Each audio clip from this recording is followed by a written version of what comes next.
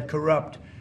And it seems hard to believe that judges want to try and stop us from looking for corruption, especially when we found hundreds of millions of dollars worth, much more than that, in just a short period of time. And we want to weed out the corruption. And it seems hard to believe that a judge could say, we don't want you to do that. Well, so maybe we have to look at the judges, because that's a very serious, I think it's a very serious violation. I'll ask Elon Musk to say a few words, and we'll take some questions. Elon, go ahead. Sure. So at a high level, if you say what is the goal of DOGE, and I think a significant part of the presidency is to restore democracy. This may seem like, well, aren't we in a democracy? Well, if you don't have a feedback loop, okay, we would have to, if you sorry. So, I tell you, gravitas can be difficult sometimes. If there's not a good feedback loop from the people to the government, and if you have rule of the bureaucrat, if the bureaucracy is in charge, and then what meaning does democracy actually have? If the people cannot vote and have their will be decided by their elected representatives in the form of the president and the Senate and the House, then we don't live in a democracy, we live in a bureaucracy.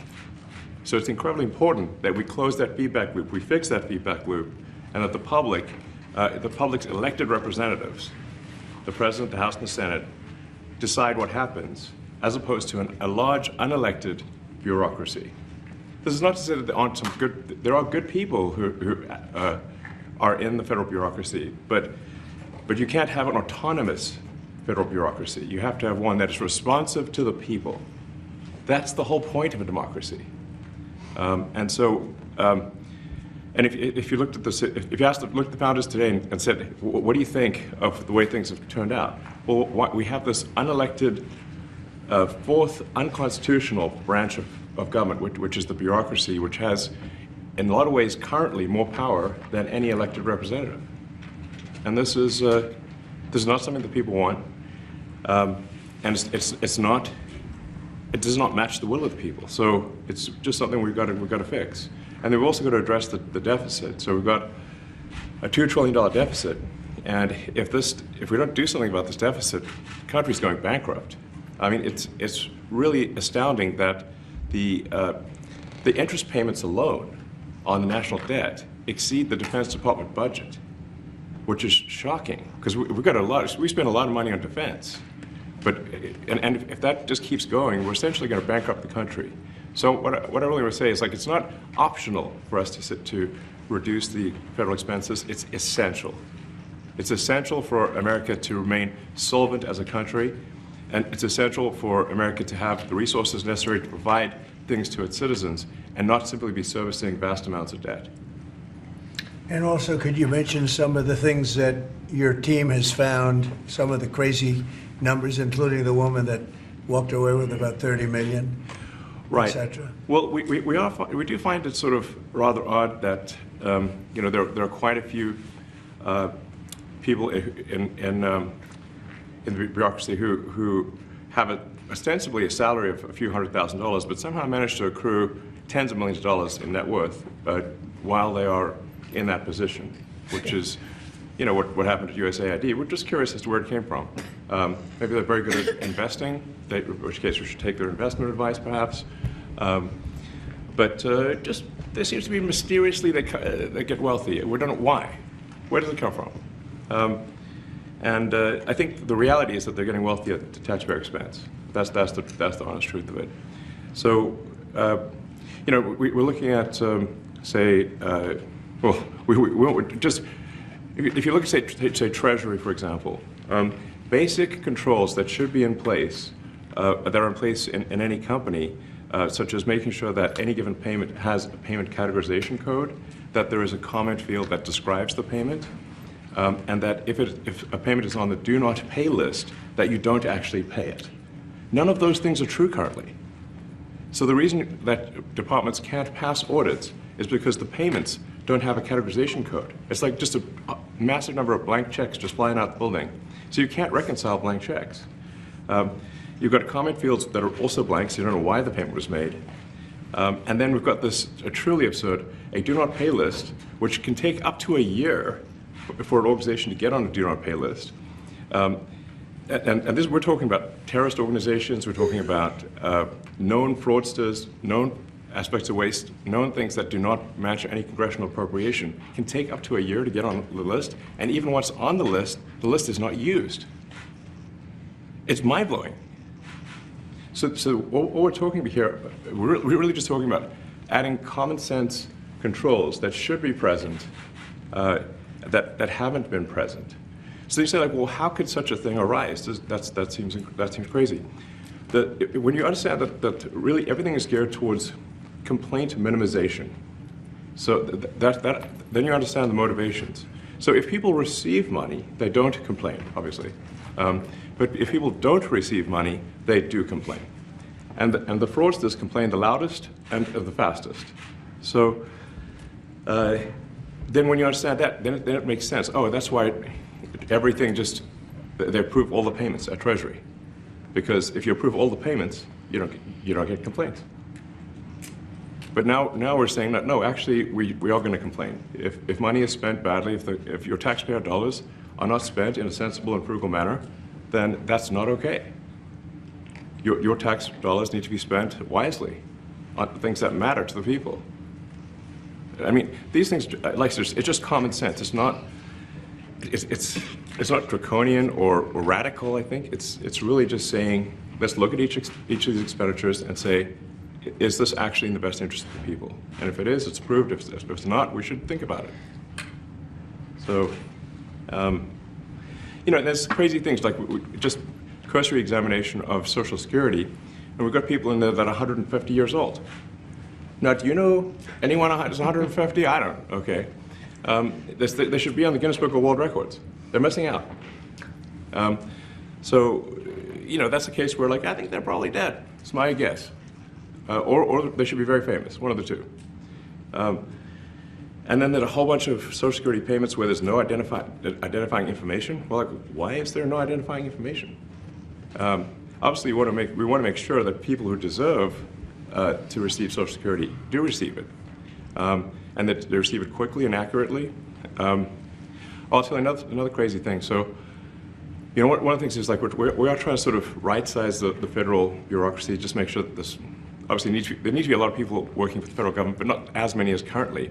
So we're saying, well, okay, well, if people can retire, with full benefits and everything, that would be good. They can retire, get their retirement payments, everything. And then we were told, this is actually, I think, a great anecdote, because we were told, no, the most number of people that could retire possibly in a month is 10,000. We're like, well, why is that? Well, because all the retirement paperwork is manual on paper. It's manually calculated, then written down on a piece of paper. Then it goes down a mine. And like, what do you mean a mine? Like, yeah, there's a limestone mine where we store all the retirement paperwork. And you look at a picture of this mine. We'll post some pictures afterwards. And this mine looks like something out of the 50s because it was started in 1955. So it looks like it's like a time warp. And then the speed, the limiting factor is the speed at which the mine shaft elevator can move determines how many people can retire from the federal government. And the elevator breaks down sometimes, and then nobody can retire. Doesn't that sound crazy? There's like 1,000 people that work on this. So I think if we can take those people and say, like, you know what, instead of working in a mine shaft and carrying manila envelopes to boxes in a mine shaft, you could do practically anything else. And you would add to the goods and services of the United States in a more useful way. So anyway, so I think that's an example. Like at a high level, if you say, like, how do we increase prosperity? Is we get people to shift from roles that are low to negative productivity to high productivity roles. And so you increase the total output of goods and services, which means that there's a higher standard of living available for everyone. That's the actual goal. Everyone's very quiet, by the way. So are people normally this quiet? Your detractors, Mr. Musk, What? including a lot of Democrats, I have detractors? You do, sir. I don't believe it. Say that you're orchestrating a hostile takeover of government and doing it in a non-transparent way. What's your response to that criticism? Well, first of all, you couldn't ask for a stronger mandate from the public. The public voted, we have a majority of the public voting for President Trump. We won the House, we won the Senate. The people voted for major government reform. There should be no doubt about that. That was on the campaign. The president spoke about that at every rally. The people voted for major government reform, and that's what people are going to get. They're going to get what they voted for. And a lot of times, people that don't get what they voted for, but in this presidency, they are going to get what they voted for. And that's what democracy is all about. Mr. Musk, the White House says that you will identify and excuse yourself from any conflicts of interest that you may have. Does that mean that you are in effect policing yourself? What are the checks and balances that are in place to ensure that there is accountability and transparency? Well, we actually are trying to be as transparent as possible. In fact, we post our actions to the DOGE handle on X and to the DOGE website. So all of our actions are maximally transparent. In fact, I don't think there's been, I don't know of a case where an organization has been more transparent than the DOGE organization. So, and the kind of things we're doing are, I think, very, very simple and basic. They're not, what I mentioned, for example, about Treasury, just making sure that payments that go out, taxpayer money that goes out, is categorized correctly, that the payment is explained, that organizations on the do not pay list, which takes a lot to get there, that actually are not paid, which currently they are paid. These are not individual judgment decisions. These are about simply having sensible checks and balances in the system itself to ensure that taxpayer money is spent well. So it's got nothing to do with, like, say, a contract with some company of mine at all. But if there is a conflict of interest when it comes to you yourself, for instance, you've received billions of dollars in federal contracts when it comes to the Pentagon, for instance, which the president, I know, has directed you to look into. Yeah. Are you policing yourself in that? Is there any sort of accountability check and balance in place that would provide any transparency for the American people? Well, all of our actions are fully public. So if you see anything, you say, like, wait a second, hey, Elon, that seems like maybe that's, there's a conflict there. It's not like people are going to be shy about saying that. They'll say it immediately. Including you yourself. Yes, but transparency is what builds trust, not simply somebody asserting trust. So not somebody saying they're trustworthy, but transparency, so you can see everything that's going on. And then you can see, am I doing something that benefits one of my companies or not? It's totally obvious. And if we thought that, we would not let him do that segment or look in that area if we thought there was a lack of transparency or a conflict of interest. And we watch that also. He's a big businessman. He's a successful guy. That's why we want him doing this. We don't want an unsuccessful guy doing this. Now, one thing also that Elon hasn't really mentioned are the groups of people that are getting some of these payments. They're ridiculous. And we're talking about billions of dollars that we've already found. We found fraud and abuse. I would say those two words as opposed to the third word that I usually use, but in this case, fraud and abuse. It's abusive because most of these things are virtually made up, or certainly money shouldn't be sent to them. And you know what I'm talking about. It's crazy. So, but we're talking about tens of billions of dollars that we've already found. And now a judge who's an activist judge wants to try and stop us from doing this. Why? Why would they want to do that? I campaigned on this. I campaigned on the fact that I said government is corrupt. And it is very corrupt. It's very, very, it's also foolish.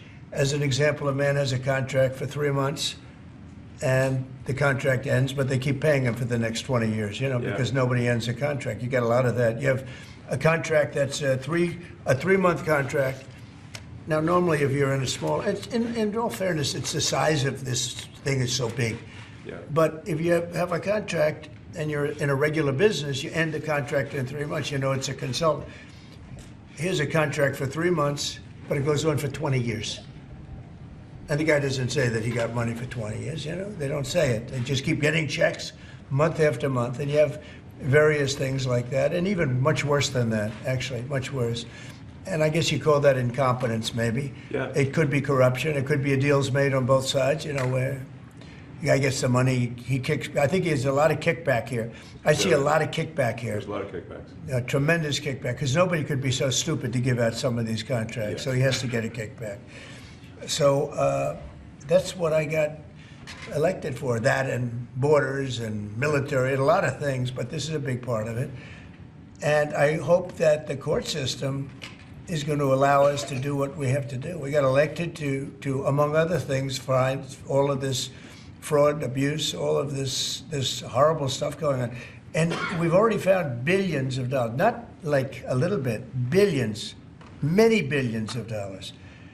And when you get down to it, it's going to be probably close to $1 trillion. It could be close to $1 trillion that we're going to find. That will have quite an impact on the budget. And you'll go to a judge where they handpick a judge, and he has certain leanings. I'm not knocking anybody for that, but he has certain leanings, and he wants us to stop looking. How do you stop looking? I mean, we've already found it. We have a case in New York where a hotel has paid $59 million, $59 million because it's housing migrants, illegal migrants. All illegal, I believe. And they were being paid twice the normal room rate at 100% occupancy. Unbelievable. So it's a racket. Yeah. Mr. Musk, can I ask a question? You Well, said if I may sort of just going for the president's comments, at a high level, you say, well, what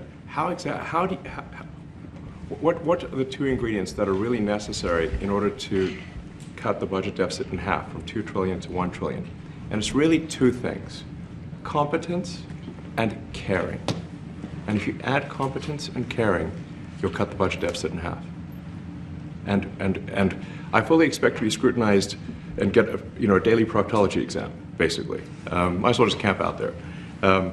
So it's not like I think I can get away with something. I'll be scrutinized nonstop. But with the support of the president, we can cut the budget deficit in half from 2 trillion to 1, and then with deregulation, because there's a lot of sort of regulations that don't ultimately serve the public good.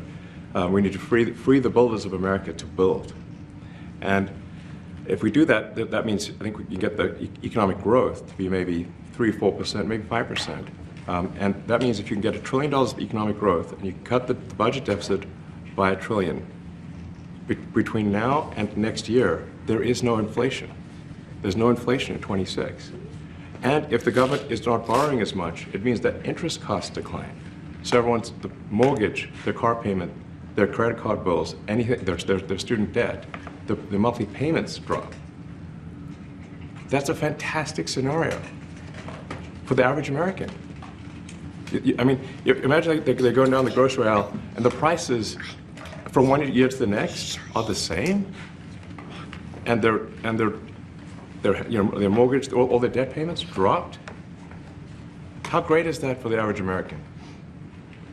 We had That's no what we're idea. We had no idea we were going to find this much, and it's open. It's not like complicated. It's It's not that simple complicated. stuff. It's Just a lot of work, We yeah. can't believe it. A lot of work. A lot of smart people involved. Very, very smart people. But you're talking about anywhere maybe $500 billion. It's crazy the kind of numbers you're It is really talking crazy. about. Normally when you're looking at something, you'll find you're looking for 1 out of 100. Here, you're almost reversing it. You look for one that's good. Yeah. And you can look at the title and you say, why are we doing this? Why are we doing that? And the public gets it. The public gets it. You've seen the polls. The public is saying, why are we paying all this money? This for years, this has gone on. Mr. Musk, President you Trump, said the Senator, Yeah, go ahead. Wait, go ahead. Senator Rand Paul today said that DOGE cuts will ultimately need a vote in Congress. Do you agree with that? Is that the I plan? really don't know. I know this. We're finding tremendous fraud and tremendous abuse. If I need a vote of Congress to find fraud and abuse, it's fine with me. I think we'll get the vote, although there'll be some people that wouldn't vote.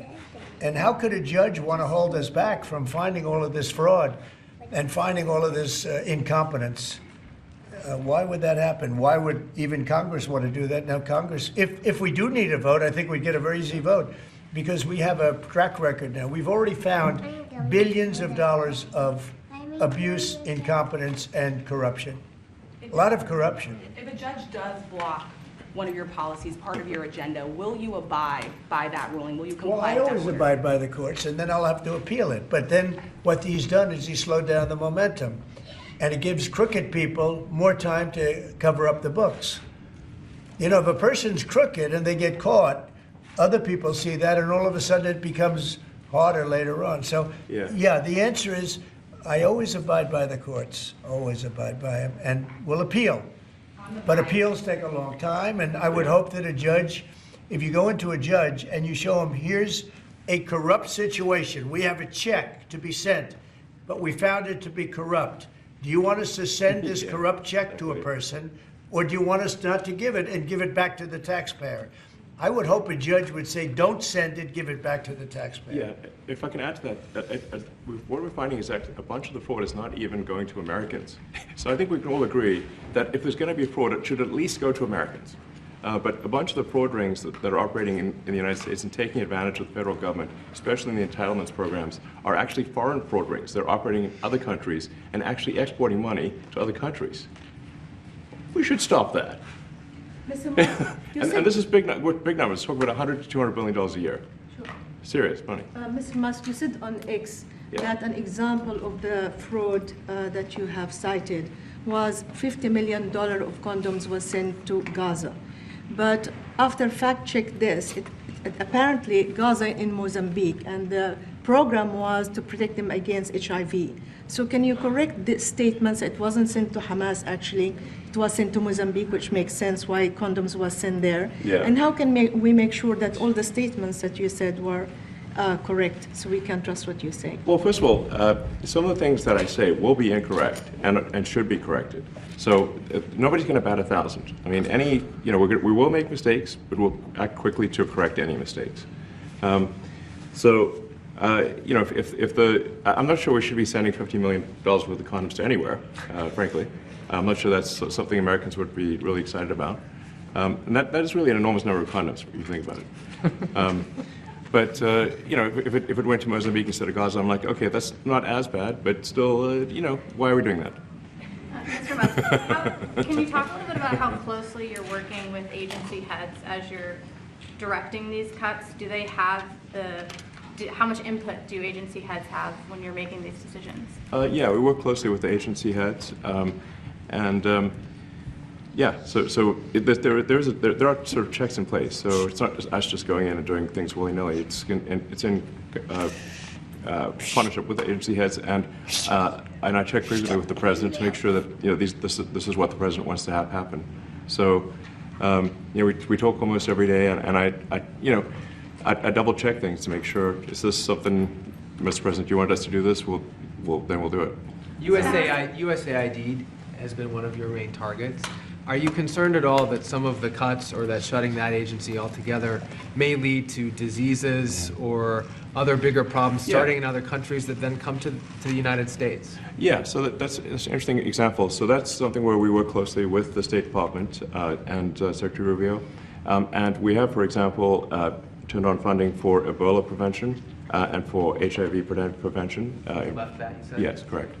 And we are moving fast, so we will make mistakes, but we'll also fix the mistakes very quickly. Do you see it as a worthy cause, USAID? I think that there are some worthy things, but overall, if you say what was the bang for the buck, I would say it was not very good. And there was far too much of what USAID was doing was influencing elections in ways that I think were dubious and do not stand the light of day. I can just ask a follow-up to the Pentagon contracts. If you have received billions of dollars in contracts from the Pentagon, and the president's directing you to look into the Department of Defense, is that which we a definitely need conflict to of do and interest? are going to do at the president's request. Does that present a conflict of interest for you? No, because you'd have to look at the individual contract and say, first of all, I'm not the one, filing the contract. It's people at SpaceX or someone who will be putting for the contract. And I'd like to say, if you see any contract where where it was awarded to SpaceX and it wasn't by far the best value for money for the taxpayer, let me know, because every one of them was. The president said the other day that you might look at treasuries. Could you explain that a little bit? What kind of fraud and that question goes to both of you, what kind of fraud are you expecting to see or do you see right now in U.S. treasuries? Yeah, I think you mean the Treasury Department as opposed to Treasury bills, or. You also referenced treasuries on Air Force One the other night. Go ahead. Well, as I mentioned earlier, really, the first order of business is to make sure we're actually collecting. Sorry for this. I thought my son might enjoy this, but he's sticking his fingers in my ears and stuff. So it's a bit hard to hear sometimes. Hey, stop that. No, the stuff we're doing with the Treasury Department is so basic that you can't believe it doesn't exist already. So for example, like I mentioned, just making sure that when a payment goes out, it has to have a payment categorization code. It's like, what type of payment is this? You can't just leave the field blank. Currently, many payments, the field is left blank. And you have to describe what's the payment for, some basic rationalization. That also is left blank. So this is why, the Pentagon, when's the last time the Pentagon passed an audit? I mean, a decade ago, maybe? I don't know, ever? Really? And we want to, just in order to actually pass audits, you have to have financial information that allows you to trace the payments. And once in a while, the Treasury has to pause payments if it thinks the payment is going to a fraudulent organization. If a company or an organization is on a do not pay list, we should not pay it. I'm sure you would agree. Like, if it's quite hard to get on that payment, the do not pay list, it means that this is someone that is like dead people, terrorists, known fraudsters, that kind of thing. We should not pay them. But currently we do, which is crazy. We should stop that. Many transactions. And by the way, hundreds, thousands of transactions like that. We have a big team. And for the sake of the country, I hope that the person that's in charge and the other people that report to me that are in charge are allowed to do the right thing, namely make sure everything's honest, legitimate, and competent. But we're looking at just, when you look at USAID, that's one. We're going to look at the military. We're going to look at education. They're much bigger areas. But the USAID is really corrupt. I'll tell you, it's corrupt. It's incompetent, and it's really corrupt. And I can't imagine a judge saying, well, it may be corrupt, but you don't have the right. You got elected to look over the country and to, as we say, make America great again, but you don't have the right to go and look and see whether or not things are right that they're paying or that things are honest that they're paying. And nobody can even believe this. Other people, law professors, they've been saying, how can you take that person's right away? You're supposed to be running the country, but we're not allowed to look at who they're paying it to and what they're paying. We have massive amounts of fraud that we caught. I think we probably caught way over a lot of billions of dollars already in, 2 weeks? Yes. And it's going to go to numbers that you're not going to believe. And much, as I said, much is incompetence and much is dishonesty. We have to catch it. And the only way we're going to catch it is to look for it. And if a judge is going to say you're not allowed to look for it, that's pretty sad for our country. I don't understand how it could even work. On the buyout program, can you personally guarantee that? Which one? The buyout program, the operative federal workers. Can you personally guarantee that the workers who opt in to resign now will be paid through Well, September? they'll get their money, but they're getting a good deal. They're getting a big buyout. And what we're trying to do is reduce government. We have too many people. We have office space. It's occupied by 4%. Nobody's showing up to work because they were told not to. And then Biden gave them a 5-year pass, some of them, 48,000 of them, gave them a 5-year pass, that for 5 years you don't have to show up to work. And let me tell you, this is largely, much of this stuff is because of Biden. It's his fault. He allowed this country, what he did on our border. What he did on our border is almost not as bad as what he did with all of these contracts that have come out. It's a very sad day when we look at it. I can't even believe it. But many contracts just extend, and they just keep extending, and there was nobody there to correct it. And that cannot be, I can't imagine that could be held up by the court. Any court that would say that the president or his representatives, like Secretary of the Treasury, Secretary of State, whatever, doesn't have the right to go over their books and make sure everything's honest.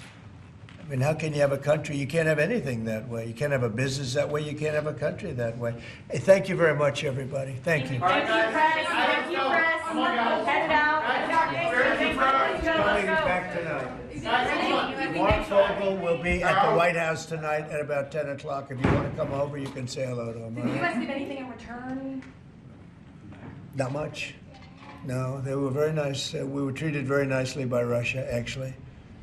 I hope that's the beginning of a relationship where we can end that war and millions of people can stop being killed. They've lost millions of people. They lost, in terms of soldiers, probably 1.5 million soldiers in a short period of time.